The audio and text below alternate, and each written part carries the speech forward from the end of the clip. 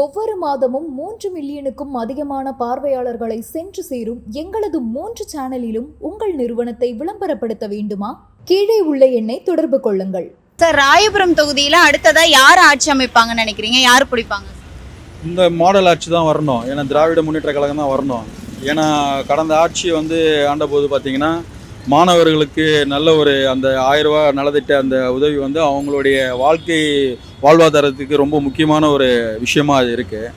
அதே மாதிரி பார்த்தீங்கன்னா பிஜேபி ஆட்சி இங்கே வரக்கூடாதுன்னா இங்கே இந்துத்துவத்தை இங்கே அவங்க இங்கே நம்ம நிலைநாட்டக்கூடாது இங்கே. ஏன்னா எல்லாமே மக்களும் இங்கே சமத்துவமாக இந்த ஆட்சியில் நல்லபடியாக இருக்கிறதுனால திராவிட முன்னேற்ற கழகமே வரணுன்றது தான் எங்களுடைய.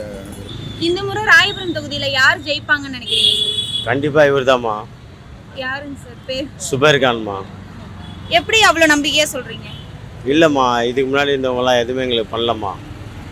எல்லாம் எங்களுக்கு ஒரு நிறைய பண்ணிட்டார் இவர். மழை வந்தப்போ எங்களுக்கு முன்னாடியே காசு போட்டார். நான் ஃபிஷர்மேன் பையன், மீனவர் பையன். எங்களுக்கு முன்னாடியே ஸ்ட்ரைக் காசு முன்னாடியே 8000 ரூபா வந்துச்சு. அது இல்லாமல் மகளிருக்கு ஒரு 5000 ரூபா வந்துச்சு. அது ஆட்டோமேட்டிக்காக அக்கௌண்ட்டில் வந்துச்சு. ஆனால் கண்டிப்பாக இவர் நாங்கள் தான் தேர்ந்தெடுத்து இவரை இது பண்ணோம். நாங்கள் பலசேகருக்கு இது பண்ணோம். ஆனால் அவருக்கு சீட்டு கொடுக்கல. கேபிபி சங்கருக்கே சீட்டு கொடுக்கல. அவர் தான் தெரியல உங்களுக்கு, அந்த தொகுதியில் அவர் தான் டானு. அவர் நின்றாருன்னா அவர் தான் ஜெயிப்பார் கண்டிப்பாக. வேறு எவனும் அங்கே அச்சிக்க முடியாது. அவருக்கே கொடுக்கல. அப்படி கொடுக்காத போதும் இது ஒரு புது வித்தியாசமாக இவங்க பண்ணுறாங்க. இந்த முறை ராயபுரம் தொகுதியில யார் ஜெயிப்பாங்கன்னு நினைக்கிறீங்க? டிஎம்கே தான் கிடைக்கும். சீமான் அவர்களுக்கும் விஜய் அவர்களுக்கும் வாய்ப்பு தர மாட்டீங்களா? அவெல்லாம் கோலி விளையாடுற பசங்க. நீங்க கேட்ட வாக்குறுதிகள் எல்லாமே நிறைவேற்றிருக்காங்களா திமுக? ஆமா, திமுக நிறைவேற்றி. ராயபுரம் தொகுதியில யார் ஜெயிப்பாங்கன்னு நினைக்கிறீங்க? திராவிட முன்னேற்ற கழகம் தான் ஜெயிக்கணும். ராயபுரம் தொகுதியில் டாக்டர் சுபேர் கான் தான் ஜெயிப்பார். மற்ற கட்சிகளுக்கெல்லாம் வாய்ப்பு இல்லையா? மற்ற கட்சிகளுக்கு எந்த கட்சிகளுக்கும் வாய்ப்பு இல்லை. தமிழ்நாட்டில் 200க்கு 200 அடிக்கணும்னு சொன்னார் தலைவர். 200க்கு மேலே அடி போனாங்க. ராயபுரம் தொகுதியில யார் ஜெயிப்பாங்கன்னு நினைக்கிறீங்க? இவர் அப்புறம் தான் ஜெயிப்பாரு. எப்படி அவ்வளோ நம்பிக்கையோட சொல்றீங்க? அது எனக்கு தெரியும். எனக்கு 45 ஓட்டுக்குது. உங்களுக்கே 45 ஓட்டு? ஆமா, எனக்கு கூட்டல. அவரு தான் உதயத்துக்கு தான் போடுவேன். சீமான் அவர்களுக்கு விஜய் அவர்களுக்குலாம் வாய்ப்பு? அதெல்லாம் போட மாட்டேன். நான் நன்றி எடுவேன். இந்த முறை ராயபுரத்துல யார் ஜெயிப்பாங்கன்னு நினைக்கிறீங்க? இந்த முறை ராயபுரத்தில் திராவிட முன்னேற்ற கழகத்தை சார்ந்த மருத்துவர் சுபேர் கான் தான் வருவார்னு 100% நாங்கள் சொல்கிறோம். எப்படி சொல்கிறீங்க? ஏன்னா கடந்த முறை பாஜக தலைமையிலான அதிமுக கூட்டணியில் உள்ள டி ஜெயக்குமார் அவர்கள் இங்கே நின்னார். இங்கே மதசார்பின்மை உள்ள மக்கள் தான் அதிகமாக இங்கே வசிக்கிறாங்க. அவங்க எல்லாருமே பாஜகவோட கூட்டணி கட்சியான அதிமுக வேட்பாளர் ஜெயக்குமாருக்கு ஒருபோதும் ஓட்டு போட மாட்டாங்க. அதன் அடிப்படையில் மதசார்பின்மை கூட்டணி வெற்றி வேட்பாளர் சுபேர் கான் அவர்கள் தான் ஜெயிப்பார்ன்றது இந்த சட்டமன்ற தொகுதியினுடைய வாக்காளராக நாங்கள் சொல்கிறோம். ஏன் சீமான் அவர்களுக்கும் விஜய் அவர்களுக்கும் வாய்ப்பு கொடுக்கணும்னு நீங்கள் நினைக்கல? அதாவது இது நான் பதில் சொல்லிட்டோமா? எல்கேஜி ஸ்கூல் படிக்கிறவங்களுக்கும் +2 படிக்கிறவங்களுக்கும் வித்தியாசம் இல்லையாம்மா? புரியுதா? ஷார்ட்டா சொல்லிட்டேன். எல்கேஜி படிக்கிற பிள்ளை என்ன தெரியாது, உச்சா போவோம். புரியுதா? அது உச்சா போகிறது. அது +2 படிக்கிறவனுக்கு மெச்சூர்டாக இருப்பான். அவன் லவ் பண்ணுவான் அவன். புரியுதாம்மா? அதுதான். சும்மா இது வந்துட்டு யாரை உட்காந்துக்கலான்னா அதெல்லாம் சும்மா பேச்சு. இப்போ மாட்டினார் இவர் சொத்து சுகத்தை மறைக்கிறதுக்கோசம். புரியுதா? இவர் சொத்து சுகத்தை மறைக்கிறதுக்கோசம் இப்போ கட்சியில் குடும்பமே பிரிஞ்சு போச்சா? உண்மையா பொய்யா? அண்ணன் சொல்றதுமா, நீ கேட்கறதுனா சொல்றமா, இல்லைன்னா வேணா கிளம்பிடுறேன். இல்லை சொல்றது உண்மை. நான் கூடமா படம் பார்த்தேன்னா விஜய் படம், அஜித் படம் 2 படம் தான் பார்ப்பேன். இந்தமாரி விஜய் சேதுபதி படம் அந்த மாதிரிலாம் எனக்கு பிடிக்காது. ஆக மொத்தம் இந்த 2 படம் நான் பார்ப்பேன். பிளாக்ல டிக்கெட் வாங்கி ஏதோ நான் பார்ப்பேன். என்ன அது பார்க்கறது வேற. நீ பார்த்தது எல்லாமே நீ நடத்திக்கலான்னா அதெல்லாம் முடியுமா? உனக்கு என்ன தெரியும்? ஃபர்ஸ்ட் அரசியலை பற்றி என்ன தெரியும்? எதாவது தெரியுமா? ஒரு விஷயம் கை காட்டு. சும்மா உன் கொடியை நீயே மெரிச்சின்னு போகிற காலில். உன் கொடியை நீயே காலில் மெரிச்சின்னு போகிற. மாநாட்டில் நாங்கள் இதை பார்த்தோம். உன் கொடியை நீயே காலில் மெரிச்சின்னு போகிற, தூக்கி வச்சுக்கிற. தளபதி அந்தமாரி பாட்டு அடிக்கிறானுமா அவனுங்க. அந்தமாரி அவன் பண்ணுறா போல.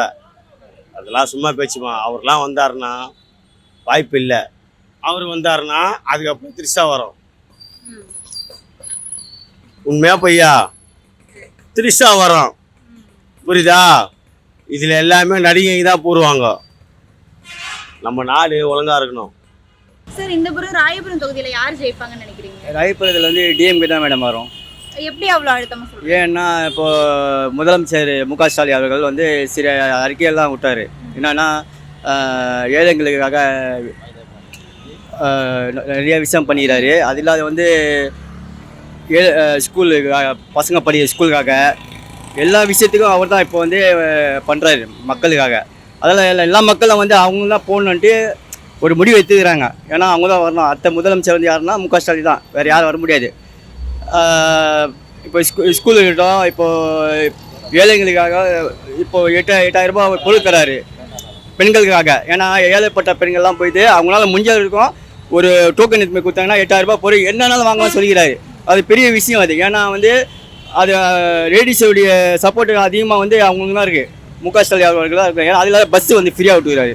புரியுங்களா? நிறைய விஷயம் வந்து அவர் தேர்தல் அறிக்கையில் சொல்லிக்கிறாரு. அவர் கட்டாயமாக செய்வார். ஏன்னா வந்து சொல்லாத முன்னே செஞ்சவர் இப்போ ஜெயிச்சுட்டா திருப்பி அதிகமாக செய்வார். வீடு இல்லாதவங்களும் வீடு தந்துக்கிறாரு. நிறைய விஷயம் பண்ணிக்கிறாரு. ஏன்னா அதனால் அவர் தான் வரணுன்னு மக்களுடைய ராயபுரத்தில் வந்து அவர் தான் ஓட்டு. டிஎம்கே தான் ஓட்டு, அது கன்ஃபார்ம். இந்த முறை ராயபுரம் தொகுதியில யார் ஜெயிப்பாங்கன்னு நினைக்கிறீங்க சார்? இந்த முறை ராயபுரம் தொகுதி மட்டும் இல்லை, டோட்டலாக தமிழ்நாட்டிலேயே டிஎம்கே தான் ஜெயிக்கும்னு கருத்து கணிப்பே வந்திருக்கு. எப்படி அவ்வளோ அழுத்தமா சொல்றீங்க? ஏன்னா சிறுபான்மைகளுக்கு நிறைய நல்லது பண்ணியிருக்காரு. அது மட்டும் இல்லாமல் பெண்களுக்கு மகளிர் உரிமை தொகைன்னு மாதம் 1000 ரூபாய். அதுக்கு மட்டும் இல்லாமல் பசங்களுக்கு காலை உணவு திட்டம், இது போல் அவர் திட்டத்தை வந்து அடிக்கனே போகலாம். இப்போ ரொம்ப நாளா சீமான் அவர்கள் முயற்சி பண்ணிட்டு இருக்காரு. இப்போ புதுசா வந்து விஜய் அவர்கள் வந்திருக்காங்க. அவங்களுக்குலாம் வாய்ப்பு இருக்காதா? அவங்களுக்கு வாய்ப்பு வந்து திரையுலகத்தில் மட்டும் தான் இருக்குது, மக்கள் மத்தியில் வந்து வாய்ப்பே கிடையாது. இந்த முறை ராயபுரம் தொகுதியில யார் ஜெயிப்பாங்கன்னு நினைக்கிறீங்க சார்? கண்டிப்பாக மதசார்பற்ற ஜனநாயக முற்போக்கு கூட்டணியின் வேட்பாளர் டாக்டர் சுபைர் கான் நிச்சயமாக வெற்றி பெறுவார். இதுக்கு முன்னாடி நிறைய விஷயங்கள் நிறைவேற்றிருக்காங்களா? எந்த நம்பிக்கையில சொல்றீங்க கண்டிப்பா ஜெயிப்பாங்க அப்படின்னு? தங்க தளபதி ஐயா முத்துவேல் கருணாநிதி முதல்வர் ஸ்டாலின் அவர்கள் நிறைய மக்கள் நலப்பணிகளை செஞ்சுருக்காங்க. இப்போது இந்த முறை அறிவித்த காலை உணவு திட்டம், மகளிர் விடுதலை, அப்புறமா விடியல் பயணம், அப்புறம் எங்கே பார்த்தாலும் நடுத்தர மக்கள் பயன்பெறுகிற அளவுகள் எங்கே பார்த்தாலும் கல்யாண மண்டபம், திரும்பும் திசையெல்லாம் திருமண மண்டபம் போல் நிறைய பண்ணியிருக்காரு. அப்புறம் இங்கே சாலை எங்கும் பூங்காக்கள் எல்லாம் மெருகூட்டுற மாதிரி இருக்குது. அந்த விஷயங்கள் எல்லாம் வந்துட்டு நிச்சயமாக திராவிட முன்னேற்ற கழகம் மறுபடியும் ஆட்சி அமைக்கும் என்ற நம்பிக்கை இருக்கிறது. இந்த முறை ராயபுரம் தொகுதியில யார் ஜெயிப்பாங்கன்னு நினைக்கிறீங்க? திராவிட முன்னேற்ற கழகம் தான் ஜெயிக்கும்னு நினைக்கிறேன். எதன் அடிப்படையில் அப்படி சொல்றீங்க? மக்களுக்கு வந்து இன்றைய முதல்வர் வந்து பெண்களுக்கு அதிக நலத்திட்டங்களை செஞ்சுருக்காரு. அதாவது நம்ம 1000 ரூபா திட்டம், இலவச மகளிர் பேருந்து, குழந்தைகளுக்கு அன்னதானம், காலை உணவு, இந்த மாதிரி அடிப்படை மக்களுக்கு இந்த உழைப்பாளி மக்களுக்கு இந்த ஏரியா வந்து உழைப்பாளி மக்கள் அதிகம் இருக்கிற ஏரியா. அதனால் வந்து இங்கே வந்து எது அடிப்படையில் தேவைப்படுதோ அதை செஞ்சுருக்காரு. அதனால் மக்கள் அனைவரும் உதயசூரியன் தளபதியை வந்து அவருடைய சிஎம் உடைய கருத்தை வலுப்படுத்துறதுக்கு தயாராக இருக்காங்க. ஏன்னா வெற்றி இங்கே யாருனாலும் வெற்றி பெறது கன்ஃபார்மாக உறுதின்ற நிலைமையில தான் இருக்குது. புதுசா வர்றவங்களுக்கு வாய்ப்பு கொடுக்கணும்னு உங்களுக்கு தோணலையா? யாருக்கு? டிஎம்கேல இல்ல விஜய்க்கு சீமானுக்குலாம் வாய்ப்பு கொடுக்கணும்னு? அது மக்கள் தான் தீர்மானிக்கணும், வாய்ப்பு கொடுக்கணுமா இல்லையான்னு நம்ம சொல்ல முடியாதுல்ல. மக்கள் கையில் தான் இருக்குது, அவங்க ஓட்டு போட்டு யாருக்கு வர வைக்கணும்னு. எங்களை பொறுத்த வரைக்கும் ராயபுரம் பகுதியில் நம்ம டிஎம்கே வேட்பாளர் சுபைர் கான் கண்டிப்பாக வின் பண்ணுவார். நன்றிங்க சார். இது வரைக்கும் எவ்வளோ திட்டங்கள் செயல்படுத்தியிருக்காங்க? இன்னும் ஏதாவது இந்த ராயபுரம் தொகுதிக்கு கிடைக்க வேண்டியது இருக்கா? இப்போ ஒரு 5 ஆண்டு ஆட்சி காலம்னு பார்த்தீங்கன்னா முழுமையாக நம்ம கொடுக்கக்கூடிய அந்த வாக்குறுதி எல்லாமே நிறைவேறுமான்னு கேட்டால் நிறைவேற முடியாது. ஏன்னா காலங்கள் குறைவு. அதனால் அவங்களால முடிஞ்ச வரைக்கும் அவங்க எடுத்துக்கொண்ட அந்த காலத்தில் அந்த 5 ஆண்டுகளில் ஒரு 60-70% பூர்த்தி அடைஞ்சிருந்தாலும் மித்த இருக்கக்கூடிய அந்த 30% இந்த ஆண்டு அவங்க வந்து வெற்றி பெற்று மீண்டும் அதை பேலன்ஸ் இருக்கிறத நிறைவேற்றுவாங்க. சீமான் அவர்களுக்கு விஜய் அவர்களுக்கெல்லாம் வாய்ப்பு கொடுக்க வேண்டாமா? நிச்சயமாக இல்லை, அவங்களுக்கு வாய்ப்பு இருக்கிறதுக்கு வாய்ப்பு இல்லை. அவர் வந்து முதல் தடவை, அதனால் ரசிகர்கள் போனால் வாக்களிப்பாங்களே தவிர மக்கள் அவருக்கு வாக்களிக்கிறதுக்கு வாய்ப்பு இல்லை. மக்களே வந்து திரும்பவும் சொல்கிறாங்க, இந்த முறை அவர் வந்துட்டு களத்தில் மக்களை சந்திக்கிட்டோம், அடுத்த முறை வாய்ப்பு கொடுக்கலான்னு அப்படி தான் சொல்கிறாங்க. கண்டி இந்த முறை ரசிகர்கள் ஒன்றா வாக்களிப்பாங்களே தவிர மக்கள் அவருக்கு வாய்ப்பு அளிக்கிறதுக்கு வாய்ப்பு இல்லை. இந்த முறை ராயபுரம் தொகுதியில யார் ஜெயிப்பாங்கன்னு நினைக்கிறீங்க? கண்டிப்பா மதச்சார்பற்ற முற்போக்கு திராவிட கழகமே ஜெயிக்கும். அதுல எந்தவித மாற்றமும் இல்லை. எப்படி அவ்வளவு அழுத்தமா சொல்றீங்க? இது வாழையடி வழியே வந்து கொண்டே இருக்கும். ஜெயக்குமார் அவர்களுடைய ஆட்சி காலம் முடிவுற்றது. இனி திராவிட முன்னேற்ற கழகத்தின் ஆட்சி தொடங்கும். ராயபுரம் சட்டமன்ற தொகுதியில் இனி திமுகவின் கோட்டையாக மாறும். இப்போ புதுசா வராங்கல்ல சீமான் அப்புறம் விஜய் எல்லாம், அவங்களுக்கு வாய்ப்பு கொடுக்கணும்னு மக்கள் நினைக்க மாட்டாங்களா? வாய்ப்பு கொடுக்கறது மக்களுடைய விருப்பம். அதை யாராலையும் தடுக்க முடியாது. ராயபுரம் தொகுதியில திமுகவை தவிர வேற யாரும் ஆட்சி அமைக்க முடியாது. நன்றி மேம். வாய்ப்பு கொடுக்குறாங்க அப்படின்னு சொல்லும்போது இப்போ வாய்ப்பு கொடுங்க அப்படின்னு சொல்லிட்டு அவங்க கேட்குறாங்க இல்லையா, முதிர்ச்சி அடையாத இந்த பேச்சு. யங்ஸ்டர்ஸ்க்கு வந்து அரசியல் ஞானமும் இல்லை, எதுவும் இல்லை. ஒரு ரசிகரை பார்த்து ஓடுற அந்த இதுதான் இருக்கு. இப்போ சமீபத்தில் நேற்று இதுலலாம் ஃபேஸ்புக்கில் இதில் என்னது ரீல்ஸ்ல எல்லாம் பார்த்தோம். அந்த விஜய் கார் வருது, அதில் போய் உழுறாங்க மேலே போய். ஆக்சிடென்ட் ஆகிறதுக்கு நிறைய வாய்ப்பு இருக்கு. அந்த ரசிகர்கள்ன்ற அந்த மோகம் வந்து அவங்க கிட்ட இன்னும் குறையல. இப்போ அவரே வந்து இன்கேஸ் வராருன்னு வச்சுக்கோங்களேன், அவரை தேடி பணம் அது என்ன அவருடைய ஊர் என்னது, எந்த ஊரு, பனையூர்ல போய் நம்ம கேட்டுக்கிட்ட காத்துட்டு தான் நிக்கணும் அவரை பாக்குறதுக்கு அப்பாயின்மெண்ட் வாங்கிட்டு. இந்த மாதிரி ஒரு சிஎம் நமக்கு தேவையா? இந்த மாதிரி ஒரு எம்எல்ஏவே தேவையில்லைன்னு சொல்றேன். அதுக்கப்புறம் சிஎம் ரேஞ்சுக்கு ஏன் நம்ம பேசணும்? அவரெல்லாம் வந்து ஒண்ணுமே கிடையாது. இப்போ முதல்ல அரசியல் அவர் வரட்டும். அரசியலுக்கு வர்றதுல எங்களுக்கு வந்து எந்த ஆட்சேபனையும் கிடையாது. இது வரைக்கும் மக்களுக்கு அவர் என்ன செஞ்சிருக்காரு? எவ்வளோ வார்தா புயல் போச்சு, வெள்ளம் போச்சு, மழை வந்துச்சு, எவ்வளோ மக்கள் கஷ்டப்பட்டாங்க போனாங்க. அப்பெல்லாம் வந்து ₹1 கூட அவர் கோடி கோடியா வச்சிருக்காரு பணம். 400 கோடி இருக்கு, 300 கோடி இருக்கு. இதுவும் ஒய்ஃபுக்கும் பிள்ளைங்களுக்கும் கடன் கொடுத்துருக்கிறதா சொன்ன ஒரே வேட்பாளர் இவர் தான். சொந்த பிள்ளைங்களுக்கும் சொந்த பொண்டாட்டிக்கும் வந்து கடனே கொடுத்துருக்கிறதா அவர் கணக்கு காமிக்கிறார். இதுலேயே அவருடைய அறிவு முதிர்ச்சி, அரசியல் முதிர்ச்சி நல்லா தெரியுது.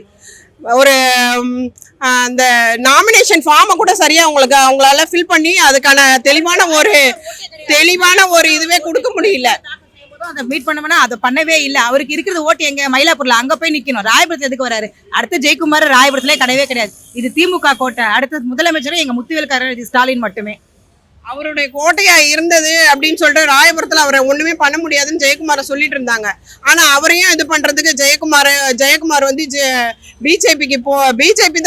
பிஜேபியால தான் நான் தோத்தேன்னு சொல்லிட்டு பகிரங்கமா பேட்டி கொடுத்துட்டு இப்ப பிஜேபி கூடயே அலைன்ஸ் வச்சிருக்காங்க. இதுல எது உண்மை எது பொய்ன்றது மக்களுக்கு தெரியும். இதுல இருந்து அவரு முதல்ல அவர் டெபாசிட் வாங்குவாரானே ஒரு சந்தேகம் தான். டெபாசிட் வாங்கிட்டு வர்றது வந்து அவனுக்கான ஓட்டு ஃப்ரீயா விட்டாங்களா? எங்க ஆட்சியில தானே அது நடந்தது. அடுத்த ஆட்சியும் எங்க டிஎம்கே ஆட்சி மட்டும்தான். இதுல முத்துவேல் கருணாநிதி ஸ்டாலின் மட்டுமே முதலமைச்சர். என்றும் நிரந்தர முதல்வர் எங்க ஐயா தாம்மா. என்ன பண்ணிருக்காருமா விஜய்? மக்களுக்கு பிரச்சனைனா முன்ன நின்று வந்து தலைவன் வந்து செய்யணுமா? 41 பேரை பலி கொண்ட அவரு உடனே கிளம்பி திருச்சி ஏர்போர்ட் போறாரு. ஆனா எங்க தலைவர் வந்து இந்த செய்தியை உடனே பார்த்து ஃபிளைட்டை பிடிச்சிட்டு கரூர்ல வந்து எல்லா மக்களுக்கும் வந்து பார்த்துட்டு என்ன அவங்களுக்கு என்ன செய்யணும் ஏதுன்னு எல்லாமே செய்யணும். கையை கட்டி நானா உன சிஎம் சார் இன்னிறாரு. என்ன சிஎம் சார்னா நீ வந்து ஒரு விஐபி மாதிரி தான் இருக்கிற. மக்கள் பிரச்சனை மக்களோட வந்து நிக்கணும். ஒரு மழை புயல் மழை என்னென்ன நடக்குது, மக்கள் எது நடக்குது நலத்திட்டங்கள்லாம் கொடுக்கணும். வந்து கொடுத்தாதாம்மா அரசியல். மக்கள் கிட்ட பரிச்சயமானதானே நீ அரசியல்ல இறங்கி வேட்பாளரை நின்று ஓட்டு கேட்டு அப்பதானே ஜெயிக்க முடியும். ஒண்ணுமே இல்லாம உன்னுடைய இதை வந்து சினிமால இருக்கிற ஒரே ஒரு இதை வச்சு முகத்தை வச்சு இங்க வந்து ஓட்டு வாங்கணும்னா அது கண்டிப்பா நடக்காது. ரசிகர்கள் எப்பயுமே ஓட்டர்கள் ஆக மாட்டாங்க, ஓட்டும் போட மாட்டாங்க. ரசிகர் கூட்டம் தான். நீ எப்ப வேணாலும் அது மீடியா முன்னாடி இருக்கும் போது அது படத்து முன்னாடி வந்து அது நிழல் தான், நிஜம் கிடையாது. அதனால அவர் வரதுக்கு வாய்ப்பே கிடையாது. எங்க வேண்டாம் சொன்னாங்க. இப்ப 2500 ரூபாய் நான் கொடுக்குறேன், நான் வந்து மக்களுக்கு வந்து 6 சிலிண்டர் கொடுக்குறேன். இதெல்லாம் எதுக்குமா? ஒரு பொருளை வந்து பொய்மா? இதெல்லாம் பண்ண முடியாது. சும்மானா வந்து மக்களை வந்து திசை திருப்புறாரு. இப்போ என்னன்னா வந்து இப்போ நம்ம சிஎம் முத்துவேல் கருணாநிதி ஸ்டாலின் முதலமைச்சராக இருந்து என்னென்ன திட்டங்கள்லாம் கொண்டு வந்தாரோ எல்லாத்தையும் காப்பி அடிச்சு தான் அவங்க வந்து 2000 ரூபாய் இப்போ கொடுக்குறேன்னு சொல்லியிருந்தேன். அதுலேருந்து 2500 ரூபாய் கொடுக்குறேன். அதுக்கப்புறம் ஒன்று ஒரு திட்டங்களையும் இதை நான் பண்றேன்னு சொல்றாரு. எல்லா திட்டங்களையும் எந்த திட்டமும் இல்லைன்ற சொல்ற அளவுக்கு எல்லா திட்டம், புதுமை பெண் திட்டத்துல இருந்து, மாணவர்களுக்கு இருந்து, மகளிர்ல இருந்து, முதியோருக்கு ரேஷன் பொருள் எல்லாம் வீடு தேடி போறது எந்த ஒரு இதுலயுமே நடக்கல, எந்த மாநிலத்திலுமே இல்ல. நம்ம மாநிலத்துல மட்டும்தான் நடந்திருக்கு. இதை எல்லாமே அவங்க கொடுக்குறாங்க. கிராமத்துலயும் சரி, எல்லாத்துலயும் சரி, எல்லா இடத்துலயும் எந்த திட்டத்திலயும் குறைவே கிடையாது. எதுவுமே இவங்க வந்து செய்யற அளவுக்கு எந்த திட்டமும் கிடையாது புதுசா சொல்ற அளவுக்கு. ஏன்னா இந்த தலைவர் அறிவிச்ச திட்டத்திலேயே எக்ஸ்ட்ரா வந்து இவங்க வந்து இந்த 2000 ரூபாய் பணமா, அடுத்து 2500 ரூபாய் கொடுக்கலாம், ஓய்வூதியம் இவ்வளவா, இதுல இருந்து மேல 500 ரூபாய் ஏத்தி கொடுக்கலாம், இப்படிதான் அவங்க திட்டத்தை கொண்டு வந்திருக்காங்களா. புதுசா எந்த திட்டத்தையுமே அவங்க கொண்டு வரல. அதுவும் இல்லாம நம்ம தலைவர் வந்து முன்மாதிரியா தான் இருக்கு. இந்தியாவில எந்த மாநிலத்திலுமே இந்த அளவுக்கு வளர்ச்சி அடைஞ்சதே இல்லை. பொருளாதாரத்திலயும் சரி, பெண் கல்வியிலையும் சரி. நாங்க இன்னைக்கு பேசுறோம்னா எங்களுக்கு அந்த உரிமை இருக்கிறனால தான் நாங்க பேசுறோம். எங்க வீட்டுல அனுப்புறாங்கன்னா அந்த அளவுக்கு நாங்க வந்து எங்களுடைய கல்வி வளர்ச்சி நாங்க உயர்த்தி இருக்கோம். உயர்த்தி படிச்சு நாங்க இங்க வந்து இன்னைக்கு வந்து அட்வொகேட்டா, வழக்கறிஞரா ஒரு 10 பேருக்கு வந்து நாங்க தொழில் ரீதியா நாங்க வந்து பெண்களுக்கு என்ன பாதுகாப்பு கொடுக்க முடியுமோ அதெல்லாம் நாங்க செஞ்சுட்டு இருக்கோம். அது எதனால? திராவிட கட்சியினால மட்டும்தான், திராவிடம் இதனாலதான். நம்ம வந்து முத்துவேல் கருணாநிதி ஸ்டாலின் மூலமா தான் அறிமுகப்படுத்தப்பட்டது, செயல்படுத்தப்பட்டதை நாங்க எல்லாமே இம்ப்ளிமெண்ட் பண்ணிட்டோம். அதை அவங்க பார்த்து காப்பி அடிச்சது மட்டும்தான் அவங்களோட செயல்திட்டம். டெல்லியில பேசுறாங்க தமிழ் படிச்சா பிச்சை தான் எடுக்கணும்னு. அவங்க ஒரு தமிழச்சி தானே, அது மாதிரி பேசலாமா? ஆனா எங்க ஐயா அப்படி சொல்லலமா. தமிழ் வந்து காலங்காலமா இருக்குதுமா. வரலாறு தெரியாம அவங்க பேசக்கூடாதுமா. வரலாறு படி சொல்லுமா. தற்கூறிகள் எல்லாரையும் வரலாறு பேச சொல்லி. இன்னைக்கு தந்தை பெரியார், முத்தமிழறிஞர் கலைஞர், பேரறிஞர் அண்ணா இல்லைன்னா நம்மளாம் இந்த மாதிரி நிக்க முடியுமா? சொல்லுங்க பார்க்கலாம். வரலாறு தெரியணுமா. வரலாறு தெரிஞ்சாதான் தெரியும். இல்லைன்னாலும் பிரதமர் ஆகிறதுக்கான எல்லா தகுதியும் எங்க தலைவருக்கு இருக்கு.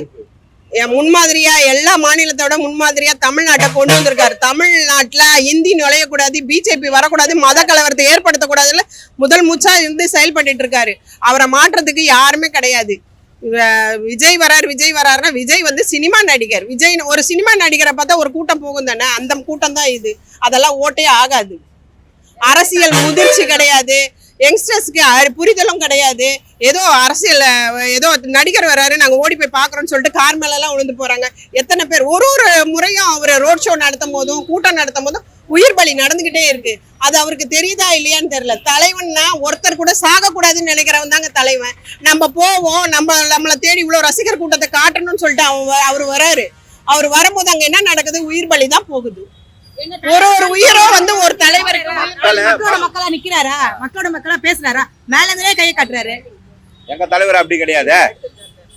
களத்துல நிப்பாருமா. அவரு ஏதாச்சும் மக்களுக்கு பிரச்சனைனா முன்ன வந்து செய்வாருமா.